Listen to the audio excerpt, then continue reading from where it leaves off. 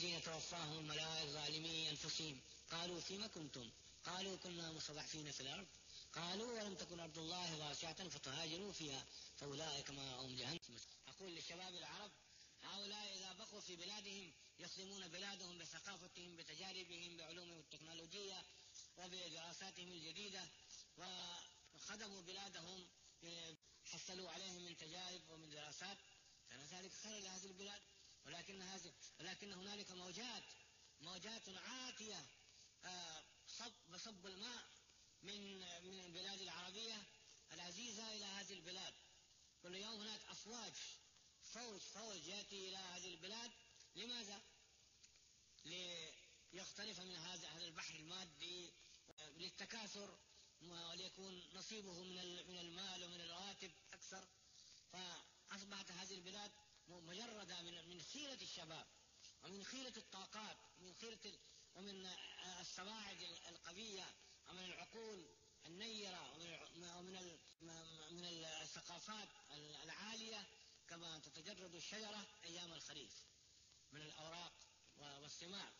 هكذا هذه البلاد في كل يوم تتجرد تحرم خيرة شباب أفلاذ كبدها. هذه قضية تحتاج إلى تفكير، هذه قضية تحتاج إلى دراسة. لا نأخذ القضية على علاتها على ما هي عليها تقليديا، لا، يجب أن ندرس نفكر في هذه القضية. کیا اللہ تعالیٰ فرماتا ہے سورہ نساء میں جنوں کی روحیں فرشتوں نے اس حالت میں قبض کی کہ وہ اپنے نفسوں کے معاملے میں اپنے نفسوں کے بارے میں بہت ناانصافی کر رہے تھے اور انہوں نے اپنی جان پر بہت ستم کیا تھا، اپنے ساتھ بڑی زیادتی کی تھی. قالوا فیما کنتم، ان سے کہا کہ اللہ کے بندو یہ کس حال میں تم دنیا سے رخصت ہو رہے ہو؟ نہیں ایمان تمہارے دل میں، نہ کلمہ تمہاری زبان پر، نہ سجدے کا نشان تمہاری پیشانی کا نشان ہونا ضروری نہیں. مطلب یہ ہے کہ سجدے کا نور نہیں تمہارے چہروں میں، عقائد تمہارے درست نہیں. تمہارا معلوم ہوتا ہے کہ تمہارا معبود خدا نہیں بلکہ دولت تھی، تمہارا معبود خدا نہیں بلکہ عزت تھی، تمہارا معبود خدا نہیں بلکہ محض نفس تھا. تو تم کس حال میں مر رہے ہو؟ کہاں مر رہے ہو؟ قالوا كنا مستضعفين في الارض، انہوں نے بڑی اس سے کہا لجاجت سے ہم ملک میں بڑے کمزور تھے، ہم سے کچھ ہو نہیں سکتا تھا، ملک کا ماحول بہت خراب تھا. یہ کہا انہوں نے، گویا دوسری زبان میں صاحب ملک کا ماحول بہت خراب تھا، ہم وہاں کچھ کر نہیں سکتے تھے. قالوا ولم تكن ارض الله واسعة فتهاجروا فيها، انہوں نے کہا کہ اللہ کی زمین وسیع نہیں تھی کہ تم وہاں ہجرت کر جاتے. یہ اپنے وطنوں میں جنہوں نے جان دی غلط ماحول میں ان سے کہا جائے گا، یعنی اپنا اسلامی وطن چھوڑ کر آئے ہیں ہمارے صرف کھانے کمانے کے لیے یہاں آنا، یہ تو میرے سمجھ میں نہیں آتا. اس سے مجھے بہت ڈر معلوم ہوتا ہے کہ آدمی جب دنیا سے رخصت ہوگا تو کیا خدا کو جواب دے گا کہ کھانے کمانے کے لیے وہاں گئے تھے، بس صرف پیٹ بھرنے کے لیے. وہاں 500 اور 1000 ملتے تھے، وہاں 8000 ملتے تھے، وہاں $300 ملتے تھے، $500 ملتے، $1000 ملتے تھے. اس کے ہمارے ہندوستانی سکے سے 8000 روپے ہوتے ہیں، پاکستانی کو زیادہ ہی ہوتے ہوں گے. تو وہ اس کے لیے گئے تھے کہ وہاں 1000 ملتا تھا، یہاں 8000 ملتے ہیں، 10000 ملتے ہیں. یہ تو کوئی اسلامی جواب نہیں اور یہ کسی مسلمان کی شان نہیں. ہاں اگر آپ یہاں رہتے ہیں اور آپ نے اس کا انتظام کر لیا ہے کہ آپ کے ایمان پر ذرا بھی آنچ نہیں آئی، جس طریقے پر بھی ماحول بنایا آپ نے، آپ دعوت تبلیغ کے کام میں شریک ہیں، آپ کوئی اور اسلامی تنظیم ہے اس میں آپ شریک ہیں، آپ نے کوئی ایسا حلقہ بنا رکھا ہے جس میں دینی کتابیں پڑھی جاتی ہیں اور تذکیر ہوتی ہے، یعنی یاد دلایا جاتا ہے، آخرت کو یاد دلایا جاتا ہے، موت کو یاد دلایا جاتا ہے، مسلمان کے مقصد کو یاد، اور آپ یہاں غیر مسلموں کے سامنے ایسی زندگی پیش کر رہے ہیں جس میں چارم ہے، جس میں کشش ہے، جو کھینچتی ہے، اور آپ نے اپنے بچوں کی بھی تعلیم کا انتظام کر لیا ہے. دیکھیے یہ بہت ضروری بات ہے. قیامت کے دن بچوں سے پوچھا جائے گا کہ تم کیسے اس حالت میں آئے کہ نہ ہمارا نام جانتے ہو، نہ ہمارے رسول کا نام جانتے ہو، نہ نماز جانتے ہو. وہ کہیں گے کہ ربنا انا اطعنا سادتنا وکبراءنا فاضلونا السبیل، اے ہمارے پروردگار ہم نے اپنے بڑوں کی بات مانی تھی، ان جس راستے پر لگایا اسی راستے پر ہم لگ گئے، انہوں نے ہمیں کہیں کا نہ رکھا. اور قرآن شریف میں آتا ہے یا ایھا الذین آمنوا قوا انفسکم واہلیکم نارا، اے ایمان والو بچاؤ اپنی جانوں کو اپنے بچوں کو آگ سے. اگر آپ نے اپنے بچوں کا انتظام کیا ہے وہ بے شک اسکول جاتے ہیں، جبری تعلیم ہوگی یہاں، کمپلسری ایجوکیشن جو کچھ بھی ہو یہاں قانون، لیکن آپ نے ایک وقت رکھا ہے کہ ان کو آپ عقائد اسلامی عقائد سکھاتے ہیں، خاص طور پر توحید اور رسالت اور آخرت کا عقیدہ جس کے بغیر مسلمان ہو ہی نہیں سکتا. نماز سکھاتے ہیں، نماز پڑھنا سکھاتے ہیں، اور ان کو یہ بتاتے ہیں تم مسلمان کے بچے ہو، تمہیں ولا تموتن الا وانتم مسلمون، خبردار تم اسلام کے علاوہ کسی اور راستے میں مرنا حرام ہے، کفر ہے. اس سے تو مر جائے بچہ، پیدا ہونے کے بعد مر جائے اور ماں باپ 2 دن 4 دن اس کو رو کر کے اور چھٹی کریں، رو لیں اس کو، یہ 1000 درجے اچھا ہے. حضرت فضل نے ایک بچے کا گلا گھونٹ دیا تھا اور کہا تھا یہ فتنہ ہوگا اپنے والدین کے لیے. تو بچہ ہو مسلمان کا اور مسلمان یہ ہرگز اس کا تصور کرنے سے آپ کے رونگٹے کھڑے ہو جانے چاہیے. تو بھائی صاف صاف آج کی بس یہی میری بات ہے کہ اگر آپ نے اپنے ایمان کے بچانے کا انتظام کیا ہے، جس طرح آپ تبلیغی کام میں شریک ہیں، آپ ایم ایس اے کے کسی کام میں شریک ہیں جس کے سلسلے میں بھی آیا ہوں، اور میں نے دیکھا کہ مسلمان 2300 کی تعداد میں 2300 کی تعداد میں وہاں لومنگٹن میں جمع ہوئے، نمازیں ساتھ پڑھتے تھے، کھانا ساتھ کھاتے تھے، وہاں ان کے سامنے تقریریں ہوئی، قرآن شریف کا میں نے درس بھی دیا، دور دور سے آئے اپنا خرچ کر کے. یہ بھی ایک کوشش ہے، اسلام کے لیے بھی ایک کوشش ہے اور بڑی قابل شکریہ. یا آپ نے اور کوئی ایسا انتظام کر لیا ہے چھوٹے پیمانے پر اپنے محلے بستی میں جہاں آپ رہتے ہیں، اور بچوں کی تعلیم کا آپ نے انتظام کیا ہے کہ بچے اسلام سے واقف ہوں اور تھوڑا سا وقت آپ یہاں اسلامی ماحول پیدا کرنے میں دیتے ہیں تو ٹھیک ہے، آپ رہیے اور شاید اللہ نے آپ کو اسی لیے یہاں بھیجا ہے. لیکن اگر بھائی یہ نہیں صرف کھانے کمانے اور پیٹ کی سیوا کرنے کے لیے آئے کہ بھائی وہاں کم ملتا تو یہاں زیادہ ملتا ہے، اس کو میں نہیں مان سکتا. اور دوسری بات یہ ہے کہ دیکھیے آپ کیسے کام کے لوگ، خاص طور میں نارم نوجوانوں سے کہتا ہوں، تو یہ جو اس وقت لہریں چلی آ رہی ہیں وہاں سے ایک برابر جیسے ایک جوار بھاٹا ہوتا ہے ہمارے ہندوستان پاکستان سے، ایشیائی ممالک سے، ادھر عرب ملکوں سے برابر ذہین نوجوان اچھے جو صلاحیت والے افراد ہیں وہ سب ان ملکوں کا رخ کر رہے ہیں تاکہ وہ اپنا دامن بھر لیں، جھولی بھر لیں. اب ان ملکوں کیا ہوگا اگر سب اچھے ذہین لوگ سب چلے جائیں؟ سعودی عرب جاتے ہیں، خلیج کے امارات میں جاتے ہیں، مجھے بہت واسطہ پڑتا ہے اس لیے کہ وہاں کئی کمیٹیوں کا ممبر ہوں، لوگوں میں مشہور ہو گیا ہے، غلط یا صحیح کہ میرے تعلقات ہیں. میرے پاس خط آتے ہیں، سفارش کر دیجئے، کوئی تصدیق نامہ دے دیجئے اور کوئی کوشش کر دیجئے. انجینئر ہے تو سعودی عرب جانا چاہتا ہے، ڈاکٹر ہے سعودی عرب جانا چاہتا ہے، کوئی اور وہ ایکسپرٹ ہے تو سعودی عرب جانا چاہتا ہے، اور اگر ہمت زیادہ ہے تو امریکہ جانا چاہتا ہے. تو بھائی ان ملکوں کو کیا حاصل ہوگا؟ ایک بات یہ بھی سوچنے کی ہے، آپ کے ملک آپ کی خدمت کے زیادہ مستحق ہیں. تو یہاں میں ان لوگوں کا رہنا صحیح سمجھتا ہوں جو اپنے ایمان کی حفاظت کا انتظام کر چکے ہیں، اپنے بچوں کی تعلیم کا انتظام کر چکے ہیں، جن کا یہاں رہنا یہاں کے غیر مسلم آبادی کے لیے مفید ہے، خواہ دعوت کے راستے سے، خواہ عملی زندگی کا نمونہ دکھانے کے ذریعے. اور باقی جو صرف کھانے کمانے کے لیے آئے ہیں، جھولی بھرنے کے لیے آئے ہیں اور محض اپنے ہم چشموں میں عزت حاصل کرنے کے لیے آئے ہیں، بھائی کیا تنخواہ ہے؟ ان کا کہ ہمیں تو $1000 ملتے ہیں، ان کا کہ ہمیں $2000 ملتے ہیں. واہ واہ واہ، لوگوں کے منہ میں پانی بھر آتا ہے کہ سبحان اللہ، ہم بھی ذرا بی اے کر لیں اور ایسے ہم بھی ڈپلوما حاصل کر لیں انجینئرنگ کا کچھ، ہم بھی چلیں گے. بھائی تو ان ملکوں میں کیا ہوگا؟ کون وہاں تبلیغ کرے گا؟ کون وہاں غیر اسلامی اثرات کا مقابلہ کرے گا؟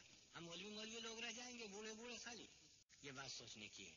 تو پہلی بات تو یہ ہے کہ اگر آپ یہاں ہیں، فیصلہ کر کے آئیں، تو پھر ایک ہی بات ہے کہ اس کو آپ جائز بنائیے، اپنے ایمان کی حفاظت اور اپنے بچوں کی تعلیم کا انتظام دونوں کی طرف سے اطمینان کر لیجیے اور اپنی زندگی کو مفید بنائیے، متعدی بنائیے اپنے اثرات کو.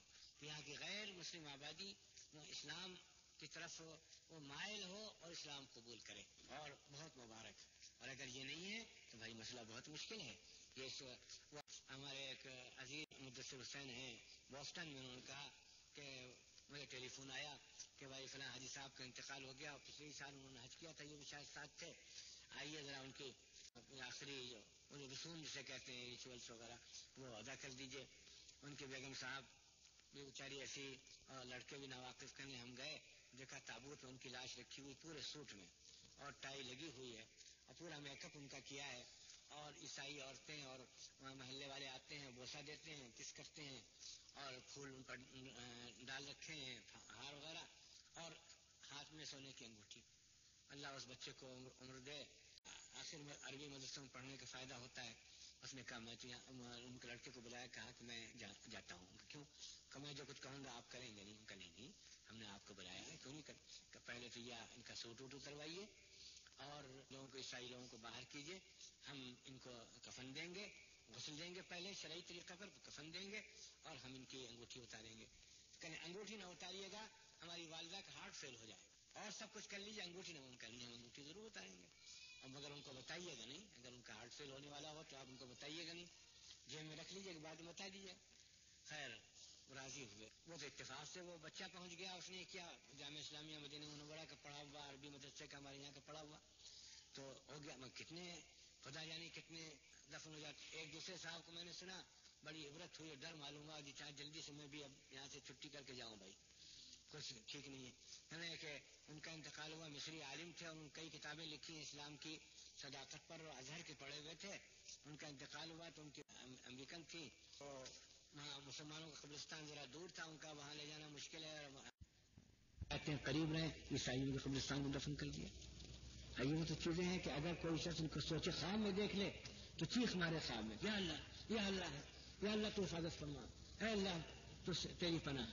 یہ وہ چیزیں تھیں، اور چیزیں ایسی آسان ہو گئی ہیں کہ ایسے واقعات پیش آ رہے ہیں. بھائیو اپنا انتظام کرو، اگر ایمان کی حفاظت ہو، اگر بچوں کی تعلیمی انظام میں شوق سے رہو، اور لوگوں کو بھی بلا لو، بشرطے کہ وہ یہ شرط پوری کر سکیں، اور نہیں تو بھائی پھر یہاں رہنا ہمارے سمجھ میں کھانے کمانے کے لیے، محض پیٹ بھرنے کے لیے. ایک تو یہ کہ تم خطرے میں، دوسرے تمہارے ملک ان کو تمہاری ضرورت ہے. اگر تم وہاں رہو گے، ہندوستان کے نوجوان یہاں آ رہے ہیں، وہاں رہتے 10 20 50 ان سے ان کے ماتحت ہوتے، ان کے ساتھ کام کرنے والے ہوتے، سب کو ایک تقویت ہوتی، ان کے والدین کی تقویت ہوتی. پاکستان کے حیدرآباد ماشاء اللہ بھرا ہوا ہے. عرب ملکوں کے جہاں جائیے، یعنی کئی جگہ تو مجھے عربی میں خطاب کرنے کی پیش آئی، اردو میں خطاب کرنے کی نوبت ہی نہیں آئی، اتنے عرب تھے. یہ عرب شام میں ہوتے، یہ عرب سعودی عرب میں ہوتے، یہ مصر میں ہوتے، لیبیا میں ہوتے، مراکش میں ہوتے، تو اپنے ملک کی خدمت کرتے، اپنے ملک کو منظم کرتے، طاقتور بناتے، اپنی تمام صلاحیتیں وہاں پر صرف کرتے. کیا محض تنخواہ کی زیادتی کے لیے، محض اچھا کھانے پہننے کے لیے، محض اچھے مکان میں رہنے کے لیے یہاں آئے؟ یہ بات بہت سوچنے کی ہے. معاف کیجیے گا بھائی، آپ کیا امید رکھتے ہوں گے کہ میں آپ کے سامنے اچھی اچھی باتیں کہوں گا جس سے اور آپ کا دل اور خوش ہوگا؟ ایسی بات کہی جس سے کوئی آپ کے دل پہ شاید چوٹ لگی ہو، لیکن میں چاہتا ہوں کہ دل پر تھوڑی سی چوٹ لگے، دل پر تھوڑی سی چوٹ لگے بغیر کام چلتا نہیں. تو آپ اس مسئلے پر سنجیدگی سے غور کیجیے. اور دوسری بات یہ ہے کہ میں نے اس ملک میں سوال جواب کا بڑا رواج دیکھا، اور میں اس کو کچھ زیادہ مفید نہیں سمجھتا. سوال کریں گے میں جواب دوں گا انشاءاللہ. وہ جو بات کہی جاتی ہے وہ سب ختم ہو جاتی ہے. وہ آدمی کتنی ہی ایمان افروز بات کہے اور ایمان تازہ کرنے والی بات، اس کے بعد جو سوال جواب کا سلسلہ شروع ہوتا ہے تو سب تقریر تو بھول بھال جاتے ہیں، اور بہت سے لوگوں کے دل میں اور نئی الجھن پیدا ہو جاتی ہے. میں نے ہارورڈ یونیورسٹی میں تقریر کی، ڈومینٹی کالج میں نے کولمبیا میں تقریر کی، میں نے نیو جرسی کے اسلامک سینٹر میں تقریر کی. ہر تقریر کے بعد میں سمجھا کہ ایک بات جمی ان کے ذہن میں، سوال جواب کا جو سلسلہ شروع ہوا تو میں بھی شاید بہت کچھ بھول گیا ہوں کہ میں نے کیا کہا. تو سوال آپ لوگ واقعی اس کی ضرورت ہو، پھر خالص فقہی سوال ہو تو اچھا یہ ہے کہ میں نے 2-3 جگہ متمرکز تحقیقات چلائیہ ہے ندوے میں، وہاں بھی دارالفتہ ہے، دیوبند میں دارالفتہ ہے، اور پاکستان میں نیو ٹاؤن جامع مسجد کا مدرسہ ہے، اور مفتی مصطفی صاحب رحمۃ اللہ علیہ انتقال ہو گئے، ان کا بھی انتظام ہے، اور اچھے اچھے علماء ہیں. وہ علماء بھی ہیں جن کے حالات حاضرہ پر نظر ہے. بہتر یہ کہ آپ مجھ سے رجوع کریں. ہاں عملی زندگی میں کوئی اگر آپ کوئی بات مشورے کی ہو، پوچھنے کی ہو تو میں حاضر ہوں، اور کوئی ایسا موٹا مسئلہ بھی دینی ہو تو مجھے انکار نہیں. لیکن بات چیزیں ایسی ان میں آپ کے اور ہمارے عرب بھائیوں کے درمیان اچھا خاصا اختلاف ہے، تو اس کے پوچھنے سے آپ کو تو پہلے سے بھی مسئلہ معلوم ہے، اور یہ آپ کے مسئلے پر عمل نہیں کریں گے. اس لیے سوائے اس کے کہ ایک ذرا غلط فہمی ہو اور وہ دوری پیدا ہو. یہ اپنے علماء سے پوچھتے ہیں، اپنے علماء سے پوچھتے ہیں. یہ میں آپ سے کہتا ہوں کہ آپ اپنے علماء سے رجوع کریں تو زیادہ بہتر ہے. وہ آپ کی زبان بھی سمجھتے ہیں، آپ کے حالات سے بھی واقف ہیں، اور ان کے ہاں میں سمجھتا ہوں کہ بہت احتیاط ہے. اس لیے رؤیت ہلال کے بارے میں اور ذبیحے کے بارے میں، گوشت وغیرہ کے بارے میں آپ اپنے ملک کے علماء کے اس پر اگر عمل کریں زیادہ بہتر. یہاں اگر آپ اس پر عمل نہیں کیا، وہاں گئے تو آپ کو جواب دینا مشکل ہوگا. تو یکسانی رہے تو بہتر ہے، اور جو چیزیں اس کے بعد بھی رہ جائیں اور آپ ان کو سمجھیں کہ شاید پھر موقع نہ ملے یا مجھ سے کوئی خاص مجھے مناسبت ہو اس سے، میں حاضر ہوں.